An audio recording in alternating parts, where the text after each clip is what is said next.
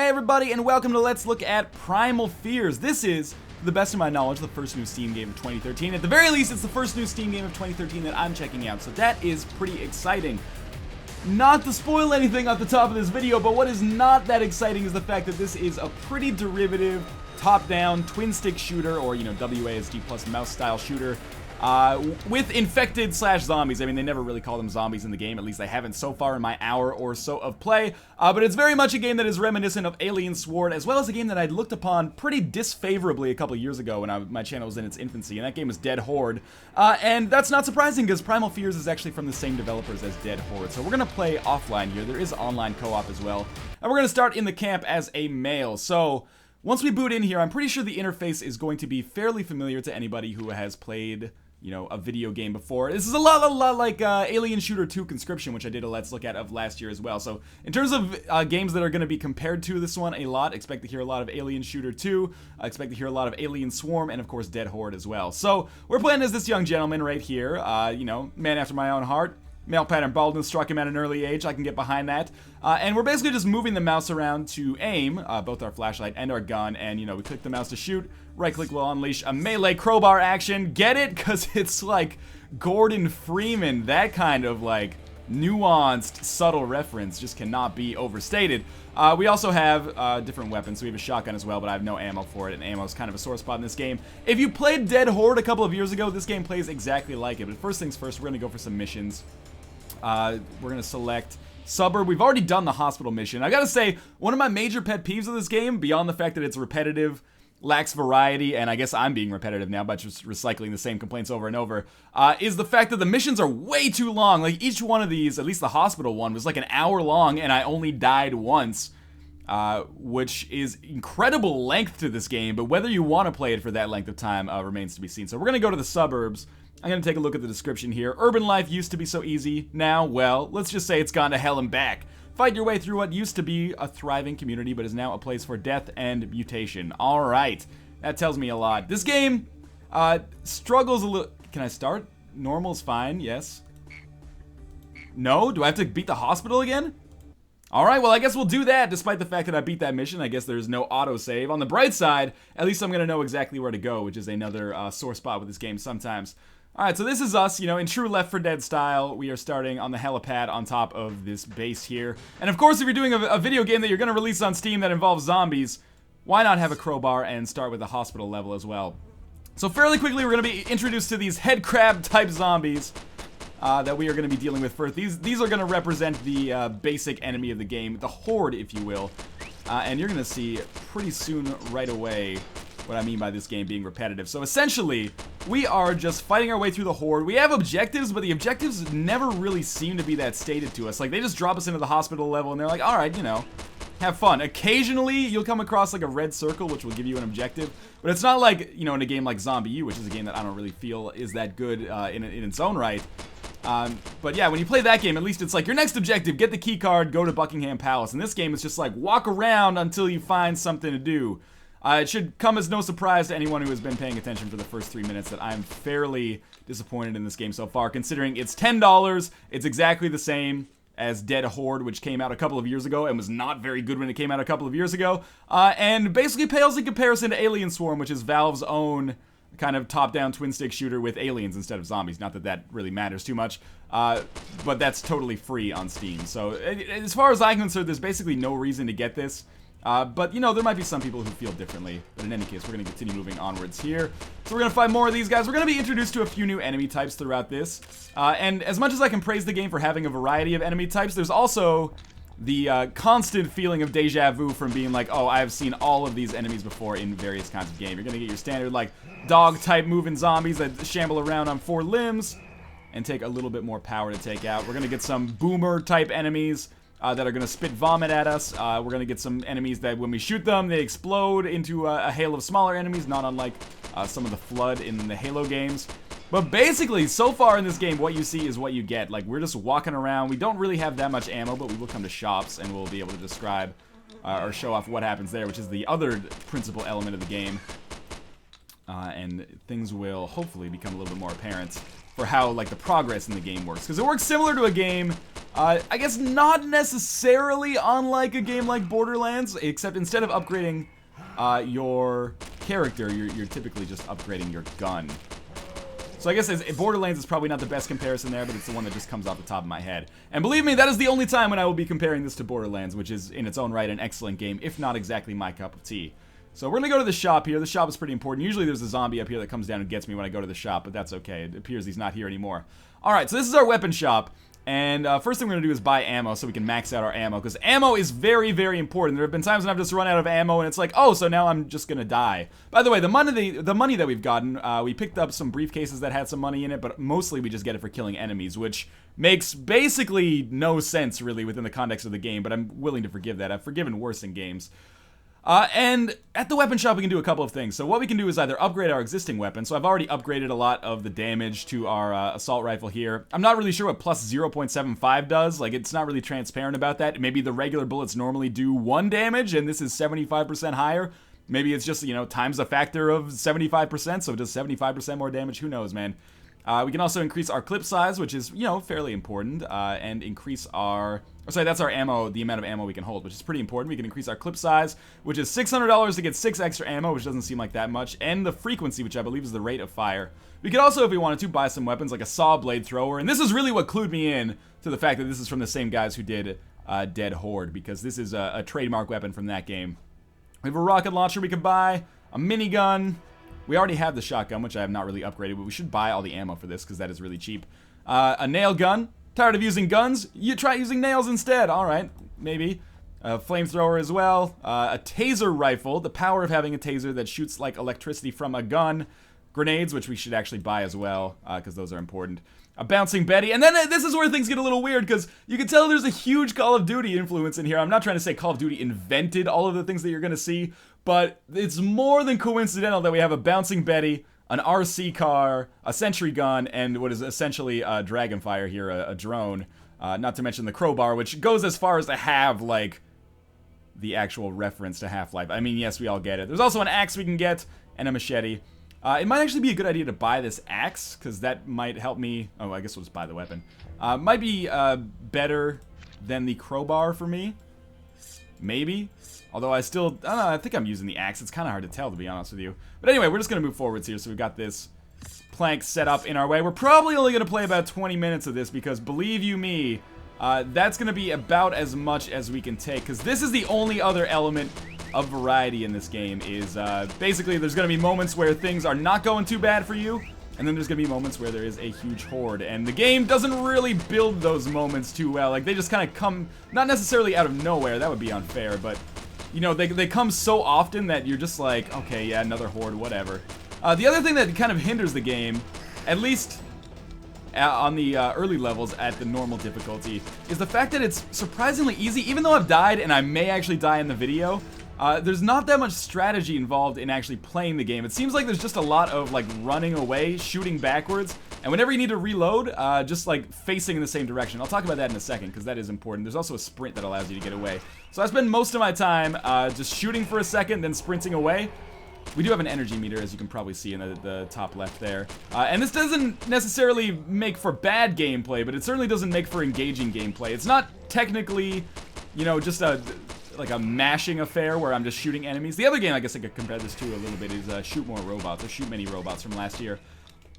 But yeah, it doesn't necessarily make for terrible gameplay. I mean, the mechanic itself is okay. I mean, we've constantly got some stuff to do. We're not just holding the mouse button down if we want to succeed. However, it also doesn't make for particularly engaging gameplay, as I spend most of my time just doing exactly the same thing over and over and over. Also, the game is quite clearly proud of its physics engine, because you will see, like, objects getting in your way all the time, and you're like, look, like, the gurneys move, and you're like, that's cool, I really wish the gurneys would stop getting in my fucking way. So we're going to turn off the steam, which should allow us to move through to this next area. And yeah, like, fire extinguishers exploding and stuff, and you're like, what is this, 1999? Like, I'm not really impressed with that at this point in my gaming career. I would much prefer just a solid game in its own right. That's what I mean by things getting in the way. I mean, cool, yeah, there's physics, awesome, whatever. And this is, again, another good point for me to illustrate that I kind of hate the fact that the game is so opaque with its directions. Like, now I have this dynamite. I had no idea that I was even trying to get some dynamite. I've been playing with the sound on. I have it off right now because it's so obnoxiously loud that it would definitely bleed in through my speakers, despite, like, my volume control. We're just gonna plant the dynamite here and then back away. But yeah, I've never heard any, like, voice commands or anything like that telling me what to do, like what my overarching goal is. So my overarching goal, having beaten the level, at least I can inform you now because the game chooses not to, is basically just to get to the end of the level and then we'll be picked up and that will be the end of that. So I'm just gonna move on. I gotta stress that I find it super weird that I beat that level, this level right here, which again took me like 45-50 minutes, and for some reason the game didn't autosave, even though I went back to the main menu instead of just like saving or just quitting when the game ended. And I went to the options menu and there was no save game option. Anyway, that's neither here nor there. You might be wondering about the story, and if so, you are a better man than I. But basically the story of this game is told through kind of newspaper clippings that you find on the ground, which is cool, you know, like I don't have a problem necessarily with that narrative style. But it is pretty much just by the numbers. It's like, due to the first newspaper I saw, I've only seen 2 or 3 of them so far. The first newspaper was like, due to climate change, the winters have been milder than ever before and the insect population has exploded. And then the next newspaper was like, nasty, evil pharmaceutical company is getting ready to release a pesticide that's going to kill all the insects that have been causing us so many problems. And then, I mean, I'm pretty confident that that pesticide is what has led to these people becoming infected and mutated, as we can see before us. But as for where our character fits into it, I have no effing idea. I mean, you know, with indie games, I don't always necessarily expect some kind of, like, AAA quality cutscene or anything like that, or even sometimes a story in general, but this is certainly nothing to write home about regardless, for better or for worse, or for not, you know, depending on your opinion. So we're running low on ammo here, and that represents the primary constraint that I've faced most of the time in my time with this game so far. So we got a little bit more dynamite. Running out of ammo is a serious problem, but it happens all the time. Maybe we should switch to our buckshot for now, and we'll just reload this and get ready to deal with what I assume is another wave coming. And again, there's the door getting jammed. I actually had to restart a mission once, because they introduced like a boss type character, and then the boss type character somehow glitched. This is a little later in the level, you'll see. And he got on top of a bus, and he couldn't get off of the bus, so I couldn't kill him, and the game saw fit to basically impede my progress as a result. That was a lot of fun. So again, the physics in this game, admirable perhaps, but causes a lot more problems than it's worth most of the time. At least in my time so far. Like, the number of times when I've gotten kind of stuck because of the physics has vastly outweighed the number of times I've been like, oh, look at the way this, like, IV drip kind of skates along the floor as if friction is not a thing at all. So, we're gonna kill this guy. By the way, a number of people, whenever I do these videos, there's always a certain subset of people, and I'm not trying to shit talk them at all, but a certain subset of people that are like, Northernlion, you're being way too hard on this game. It's a blur, blur, blur, zombies, blur, blur, fun with friends, blur, blur. That's fine. Like, if you want to pay $10 for this game, be my guest. The video here is not made for you. If you're like, whoa, co-op, top-down zombie shooter, I'm in. Then you don't even need to watch a video like this. You could probably just look at the name and be like, oh yeah, that looks awesome. But this is a video for people who want a good co-op game to play with their friends, if I dare say so myself, or if they're looking for something that elevates the genre perhaps beyond where it is right now, which is basically, oh, zombie game. Okay, is it The Walking Dead? No, well then I'm not really that excited. I'm gonna buy a damage upgrade for our assault rifle because that's what I use the most. I should try out some of the other weapons at some point, but I haven't really seen a need so far, I should say. So we're gonna place this dynamite, blow our way into this closet for, you know, some reason. I'm sure the game probably has a valuable reason. But yeah, the other reason that I'm being perhaps negative, and it might seem like I'm being overly negative to people that are watching this video, is that there's really so many other options in this genre that a game truly has to be pretty spectacular to be remarkable.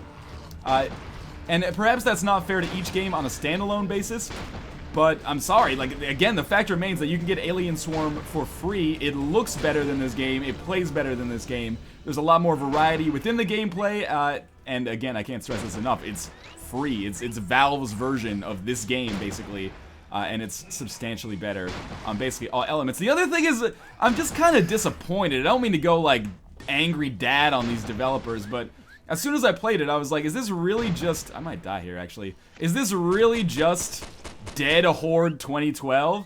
Like, Dead Horde was a game that I maligned a little bit when it came out for being dated. That was in, like, 2010. Now it's 2013, and we're basically playing exactly the same game here, just slightly modified. Not even improved, necessarily. I mean, it's been a while since I played Dead Horde, so I'm not aware of the specifics of how much has changed, but it certainly has not felt... Oh, man, I may actually die here. It certainly has not felt like a substantial upgrade. I need to get by this dude, because there's a health pack down here. There we go. Now crisis averted. Basically, it's just like, okay, so it's been 2 years for what? Like, what happened that I missed? Is there some kind of, like, revolutionary upgrade in this game? If not, does this not just feel like a cash-in? Does it not just feel like they're like, okay, well, Dead Horde has stopped selling. Let's reskin it, put it on Steam for $10 and people will buy it. And that'll give us enough to, you know, finance our next game, maybe. And again, maybe that's not fair. Maybe I'm not giving the developers enough credit. Maybe there is some kind of artistic intention here that I'm missing. But it's certainly, this is a game where it's fairly easy to be cynical about it in my experience so far. I have had basically, and this is damning, but I've had basically zero fun with it so far. And unlike a lot of games, for example, maybe Super Monday Night Combat, it doesn't really feel like this is a game that is made for other people and not made for me. It feels like just a kind of a lazy... rehash of their earlier game, which was also kind of a lazy rehash of other better genre titles, even at that time, a couple of years ago. So again, I apologize if that's harsh, but I believe that it's honest, and I also, you know, have kind of a responsibility, especially in these periods where there's not a lot of new games, to still remind people that, hey, this is still probably not worth your money, despite the fact that you're probably starved for something new to play. Just go play Alien Swarm if you haven't played that yet. I mean, that game is actually fairly solid. By the way, the one thing I do like about this game, I'm not sure if this was in Dead Horde, but you can't just, like, walk backwards and shoot quickly. Like, you can only walk backwards. You can't run, is what I'm trying to get at. You can only run in the direction you're facing, and this does add a certain level of kind of depth to the game, in the sense that in most twin-stick shooters, you can basically just, like, walk backwards and shoot and just kind of spin around in circles and do this while they're trailing you. In this one, you do have to kind of watch which way you're aiming, and the sprint button does add an extra little mechanic to it, but it's certainly not enough to elevate this game beyond basically boring as hell, which is my time with it so far. At best, it's kind of mindless, not fun, but it at least gives my hand something to do, and at worst, it's tedious or even game-breaking sometimes when weird physics glitches seem to happen. Just gonna move on throughout here. Again, spend a lot of my time just walking backwards, shooting, and then sprinting away when an enemy actually gets close. It's not terrible, but it's also not spectacular either. The game also does not do a very good job of kind of having a visceral reaction to you being hit, and that's a frustrating part for me as well. I have that problem in a lot of games. But when I get a hit in the game, I really want to feel it, so I can't find myself in a situation where my health is, like, at 0 and I don't know it. And perhaps that's my fault as a player for not actually, you know, paying that close attention to my health bar. But I really like a but whenever my guy gets hit in this game, it just sounds like he's having sex. He's like, and I'm like, okay, gross, dude. Mostly because you look so much like me. We have to... Oh, that's another shop for us, which is good. And this is pretty much what you're getting with respect to this game. You know, Horde shop. Horde shop. There's no puzzles. There is a little fetch quest element that I've encountered in this level, where it's like you go to a keycard station and then it's like, you need to find the keycard, and immediately I was like, oh, I don't want to do that at all. But I did. And like I said, each one of these missions is kind of an ungodly length. If you're going for like Left 4 Dead, one of the great things, there's a lot of great things about Left 4 Dead, obviously, but one of the great things about Left 4 Dead is that the missions are kind of bite-sized. I mean, each actual campaign can take you a while, but each checkpoint does not take you very long at all, just like getting to a safe house. You can argue that this game has checkpoints as well, but it doesn't give you any time to actually rest up, because you're still like always out there. And again, it probably could be argued that this adds to immersion, but whatever. Last complaint I'm going to bring up with respect to this game, Primal Fears. By the way, the Primal Fear was like an Ed Norton movie, so I'm worried about trademark here. Maybe that S is just enough to keep it, you know, out of like Universal Pictures' legal doghouse. But in any case, the number one thing, or not number one thing, but another major complaint I have is that it's oftentimes pretty dang hard to tell where the heck you're supposed to go. Like, it's not necessarily impossible, because I mean the maps are usually pretty small, but they're also fairly open, not in a Dark Souls like open world sense, but in the sense that you're not just walking down narrow corridors. So oftentimes I kind of find myself wandering aimlessly, especially when I was in the hospital. The only reason you didn't see it here is because I've been in the hospital before. By the way, prepare to have the like least awesome grenade of all time thrown. So I'm just gonna run around here for a second. The grenade is X, by the way, which is weird. It just like instantly explodes. I don't think it does damage to us. But yeah, there's like no time limit on it at all, which is very disorienting the first time you use it, that's for sure. But yeah, I would love like some arrows or something, or even, you know, an in-game map, as crazy as that might sound, you know. Again, what year is it? Yeah, there's no in-game map, at least to the best of my knowledge, and believe me, I've checked the controls menu. So basically, I spent a lot of time just kind of aimlessly wandering. Not a lot of time, but a more time than I would like, for sure. Just why not just have the tab key bring up a Diablo-style map is a real question that I wish I could go back in time and ask the developers. But mostly, I just want to go back and be like, Dead Horde wasn't that good. Why are you, like, remaking it, basically, in exactly the same image?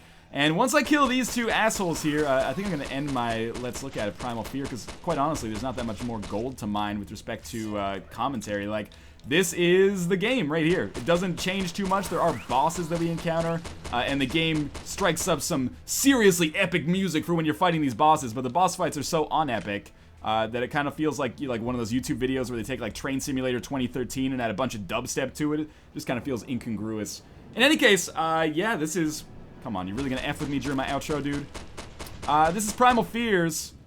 I absolutely would not recommend it. If you want to play a co-op twin-stick shooter with a horror element, that was a horror element, not a horror element, you sickos, just go play Alien Swarm with your friends. You already finished Alien Swarm? Why not play a little bit more Alien Swarm? In any case, thank you guys for watching. I hope you were informed by this video, even if you were a little bit disappointed. But hey, everyone's entitled to their own opinion, so if you want to check it out, you can do so on Steam for the price of $10. I was going to say low price of $10, but that would not be accurate or honest. But in any case, again, thank you guys for watching, and as always, I will see you next time.